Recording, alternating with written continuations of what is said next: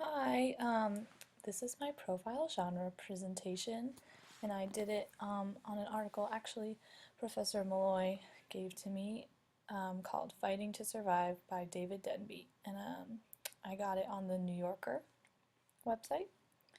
Okay, so the article was about the movie, it was a review about the movies 12 Years a Slave and All Is Lost.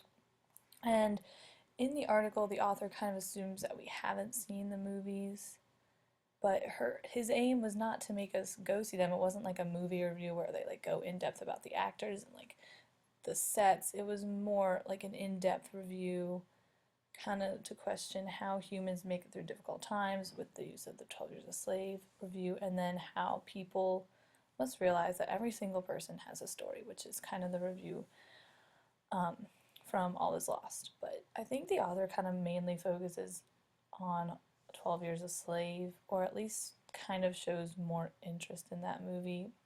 It was also so widely known this year. So, okay. So basically, the author uses a lot of pathos, which, you know, the movies use a lot of pathos, so it makes sense. And I should have put he, sorry. The author uses pathos to get readers to answer questions from his aim. So the first sentence in the article is about 12 Years a Slave, and it says that the main character is hanging from a tree with a noose around his neck and one foot touching the muddy ground, which is a lot of not only pathos but also imagery, and it kind of just makes you think, like you're there and it emotionally touches you. You already know this movie is about a slave, and um, also this sentence, what remains awake in his soul of a better life, puts the moral condition of slavery in the harshest possible light. Because I guess in the movie, the audience knows that the slave, knows that slavery is wrong, and yet he's in it and it's just so the movie is a part of America's history. So basically, the author's kind of saying, like, how can you not see it? Honestly, reading this article, I didn't really want to see it because I know I would probably cry the whole time. But I should probably see it anyways. Okay, and then also just a little more pathos. The author says that the director of 12 Years a Slave spares us nothing of the horror of human dignity betrayed by base, everyday cruelty. So, like I just said, it will not be easy to watch, and the author makes that clear. It's not like a comedy or it's a very intense drama. But I mean, this time period was not easy to watch or easy to live through, so we, have to kind of do it justice and see the movie, I guess. Um, and then he says, kind of about both movies, that they leave us grieving. So we may not have been alive during slavery, or we weren't there on the man in the boat for during all is lost, but this movie can kind of take you there through the story of one man. So if this movie is hard to watch, just kind of imagine how hard it was to be alive during slavery. And the movies being real, like, it was hard. And I think that was kind of what I really liked about the review, is that it didn't really spare your feelings, because I don't know. Anyways, I did find a little bit of ineffective rhetoric, kind of mostly when the author was talking about All Is Lost, just because I feel like after he goes on and on about 12 Years a Slave, and now I'm thinking, like, oh my gosh, I have to see this movie, and it's just an excellent, deep review.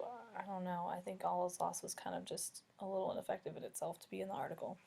So basically, when he introduces the movie, he says the author spoke of philosophy and man the creator while talking about the movie. And, like, yes, I like that the author used the deeper meaning and made readers ponder the history of America and maybe how humans respond to certain situations. But I mean, then again, this is just a movie review. So the whole talk of, like, philosophy and man the creator kind of seemed a little far fetched. Also, the author just kind of switches from directors, like both directors of the movie's previous works, and then goes back to trying to go the deeper meaning of both the movies to exemplify humanity itself. So I think that he should have just stuck with the second part of that sentence and not really talked about the director's previous works. I found it a little ineffective. Um, this gave me a lot of insight on how I want to write my article. It was a review, and I kind of want to review music and how it impacts basically everyone's life, and you basically need it in your life, kind of thing. So I really like how the author did examine the deeper meaning of the movies, because art is art. And so the last sentence leaves you thinking, and he says, "What does your existence mean? The answer: you make meaning by doing." And that just leaves the readers thinking, not only, oh my gosh, I have to go see this movie, but like, oh my gosh, what's my life about?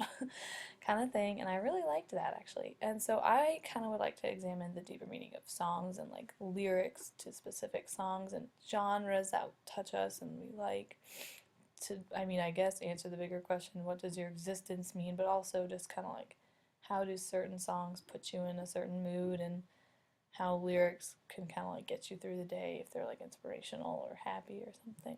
So I think what we both have in common, me and the author and myself, is that we want to look at the bigger picture of art. It's art is not just there for listening to or looking at; it's kind of for examining, analyzing.